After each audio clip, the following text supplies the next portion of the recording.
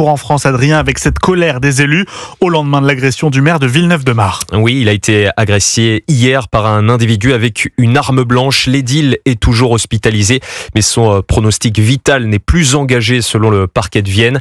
Un cas loin d'être isolé, malheureusement, puisque les agressions envers les élus sont de plus en plus nombreuses. Résultat, selon les informations d'Europe 1, les démissions ont augmenté de 30% par rapport à la période 2014-2020, Jean-Baptiste Marty. Le constat est édifiant. En 2024, tous les départements de France ont connu au moins un incident impliquant un maire. Toutes les zones géographiques de la France sont ainsi touchées, ce qui explique l'explosion des démissions. 3000 abandons de poste depuis l'élection municipale de 2020. La raison principale, ce sont les agressions, qu'elles soient verbales ou physiques. Il y en aurait environ 2000 chaque année selon le ministre de la Santé, Yannick Neuder.